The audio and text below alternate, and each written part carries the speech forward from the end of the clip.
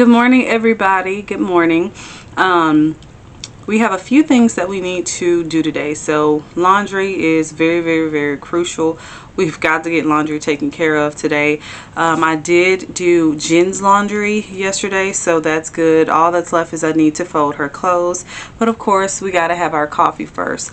A few things. I am once again very, very grateful for all the love that I have been getting from you guys, and I just want to thank you guys.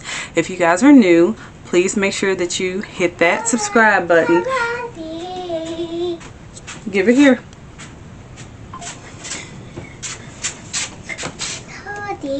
Go put it in the trash. I'll get you some. I'll get you some. Okay? Again, real life. If you guys have kids, you understand. I'm currently still in my pajamas, so we're gonna get a load of clothes on. We're gonna take a shower, and then we're gonna get our day started. Okay? How's everybody's Easter? I hope everybody had a good Easter. I know I did. We took Jen to our local church, and that we had praise and worship on Friday in the front lawn, and it was really good. We all took communion, and we just had a overall good time. And then the kids got to do they took them to the back of the church, and they had inflatables and different things like kids could play on, basically like a big playground.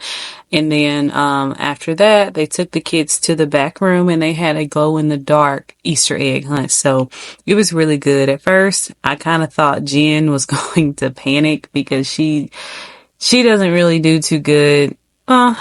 She used to not do too good with just me not being by her side, but she's been doing pretty good. She's definitely becoming a big girl. Look at the shirt I made, you guys. I made her a little Easter shirt to wear to church, and so everybody loved that outfit. But yeah, she's coming a big girl on the 24th of April. My girl will be 3. I'm happy, but I'm honestly sad at the same time. So if you're a parent, trust me, you understand. You want them to grow up and you want them to become independent, but at the same time, you just wish they can remain that itty bitty baby. But other than that, we had a great Easter. We didn't have anything to do Saturday, but Sunday we had our regular church service at 10:30 a.m. and it was really good. We had 4 people get baptized, and so it was good. And then my mom did an Easter egg hunt at her house, and then she cooked a big old dinner, like dressing. She had 2 hams, she had ribs, she had baked chicken, she had homemade macaroni and cheese. I think my grandma did a potato salad, and she did 2 potato pies. She also did some greens, and if y'all know about them greens, you know about them greens. And what else? We had a bunch of food. We had tons of food left over. Like, people were taking plates left and right, y'all. But other than that, we had a great Easter. And like I said, I hope you guys did the same. So in this video, we are going to talk about basically the process that we have been going through as far as the house. But first, that today I'm sorry, not today, but the video that you're seeing, we did some pork chops on the grill. We just wanted to do something very simple and quick because I actually had to work Saturday night. So we did some stuffed peppers, and again, I have that video linked, I'll link it, but I already have that video up on my page step by step if y'all actually want to know how to make the peppers. So we did some grilled pork chops on Kevin's Blackstone, and again, I tell y'all, season whatever you want, but it was the thin pork chops. And I did some of the stuffed peppers. I did some Kraft the deluxe mac and cheese, and then roasted corn on the cob.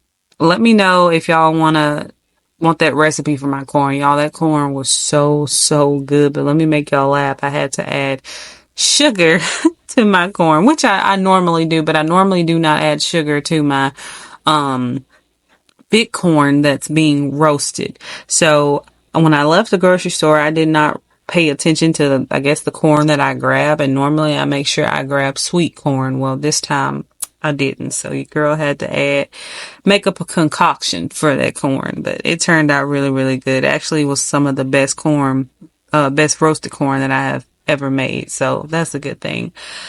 But, so yeah, the whole house thing. So basically we're at the point of where for one, we haven't moved in because of Granny. You guys know Granny did take sick really bad. And so, she is officially through with all of her chemo treatments and stuff. So we have still been trying to like help her around the house, but I'll get more into, depth of what actually, I don't want to say what actually happened, but what happened that basically prolonged the process here. Just a minute.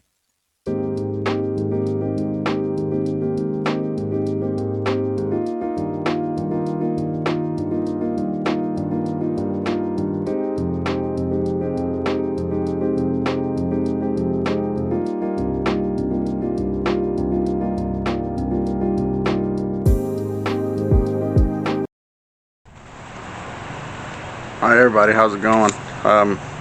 Just want to let y'all know I do get y'all's comments and feedback. She does tell me everything about it. So what we're going to be doing again today, we're going to be using the Blackstone. We're finna get it started. It's not been heated, nothing's been done to it. We just brought everything out. We're going to show you once again how to start it, what it looks like before, and what to expect when you got to clean it. So stay tuned. Alright, so what we're going to do is we're going to get this thing started just like everything else. Everything we got don't always work perfectly, but we always try to show you there's no cutback. So I have to use a lighter. We got a long big lighter here. I just take it, turn it on, put it in here, and light it. It is very dangerous. Be cautious. If you'll have to do that. Alright, now that we got it where it's smoking, that's where it's getting hot, that's burning any contaminants or anything off of it. What we're going to do, once again, this here, cheap little bottle from Amazon, nothing fancy, actually Dollar Tree or Amazon, I'm not sure. But it's just got regular cooking oil. Just going to take it, put some on here, take a paper towel, we're going to rub it on it. We're going to get any bad contaminants or anything like that off of it. I'll show you in just a second.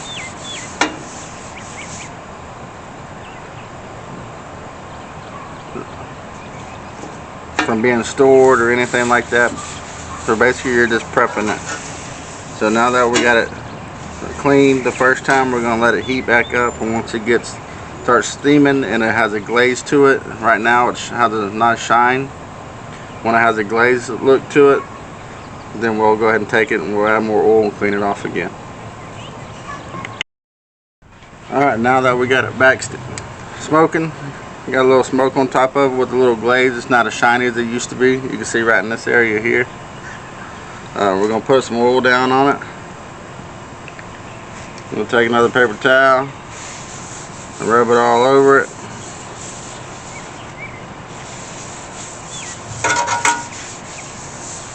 Once you do so, you're going to let that get good and hot. Then we're going to get ready to put our food on here.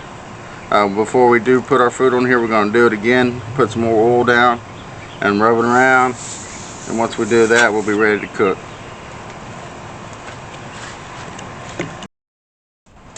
Alright, now that we got it back smoking again, got the oil heated up, we're going to put our oil down.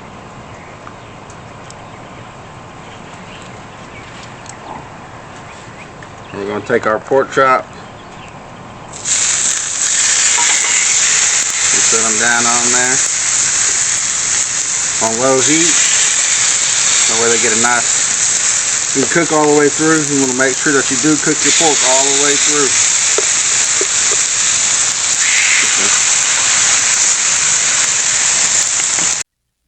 So back to the house. So the second reason is because of the appraisal. All I'm going to say is this, guys. Just make sure when you're buying a house, make sure the person, your realtor, your lender, make sure they are all in. And when I say all in, like make sure they're focused on you. Make sure you pick someone who's going to communicate with you. So basically, to make a long story short,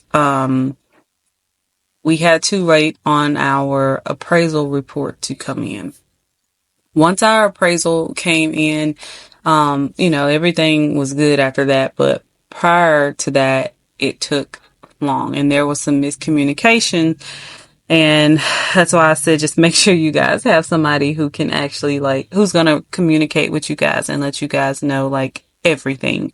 So, it basically, because of how long the appraisal took, it basically prolonged the family that was currently living there, and it basically forced them to stay there a little longer than what was expected. But they have officially gave us a move out date, which is, fingers crossed, April the 4th. They should be officially moved out of that house, and hopefully either that following day, the 5th or the 6th, we can start moving things. Well, we won't actually be moving things in, but starting the remodeling and stuff for the house. So we still need to paint. We need to redo the floors. We need to do cabinets, all of that. So hopefully on the 5th or the 6th, we can start actually doing that. Now the thing is with that's why I hate the time framing. It's because next week I am going away Sunday through Friday or Sunday through Saturday, one of the two. I can't remember, but I know for sure Sunday, which is the 7th, I am leaving to go to some training classes. So I will officially will be gone for about a week, and I will not be making any videos whatsoever because I will not be able to. And I don't feel comfortable just filming, my work. That's one thing I've always tried to keep personal. Yes, you guys know what I do, but as far as where and people and stuff, I always try to keep that personal. So, just be aware if you guys do not hear from me in about a week, it's because I'm doing some training classes and I'm going down south Louisiana. And so, probably my main goal is to actually learn and take, some things from this class. So my, best bet is for me to remain focused and not have to worry about, filming. But yes, so hopefully officially Friday of this week, which is the 5th or the 6th, we should be giving you guys some video content as far as doing the floors or painting the cabinets or something like that. We're going to start off painting first before we do the floors. So that's pretty exciting. So I know, like I said, we have been getting a bunch of comments on when are we moving in. So A, Granny, and then B, this whole appraisal thing, but everything is good to go. We're good. We're set to move in and everything like that. So that's good. So, we're pretty excited. And Kevin and I said that once we get officially moved into the house and, everything is the way we need it to be and we kind of get more settled in, we would love to do a video for you guys explaining the process of buying a house. Y'all, when I tell you this mess is stressful, don't let anybody ever tell you that it's an easy process. I mean, it may have been for some, but I feel like for us, it was not. And I feel like a lot of it was miscommunication, stuff that could have literally easily been avoided. If we just actually had some people who were focused enough, on us. But, hey, to each his own. I'm not talking bad about anybody. I liked my realtor and stuff. I just think it was the people who was more in the lending Sorry guys, my computer died, but yeah, it was more in the lending department, but everything's good. We're all good. So, glory be to God, and that's all that matters. But this is how the pork chops, turned out, y'all. They were really, really good. We cooked them and we flipped them multiple times on each side. So again, we like a little charcoal, little burnt on ours, but you could take them off way sooner. If you would like. You don't have to keep them on as long as we did. Guys, here is the finished product. These are just some thin bone-in pork chops that I got from our local grocery store. I do recommend that if y'all are going to use the Blackstone to do pork chops, make sure they're thin. I feel like if you're going to do like the thick cut, you need to actually put them on a grill because you want to make sure that they are cooked through and through. Alright my love, so this is what we're having. I made some of the stuffed peppers. If y'all want to know how I make the peppers, I do have 2 videos up, but the first video is more detail, so you guys can definitely check that out. I will also link that video in the description box. I did some roasted corn on the cob in the oven, some Kraft macaroni again because baby girl will not eat any other macaroni other than this, and we have our pork chops.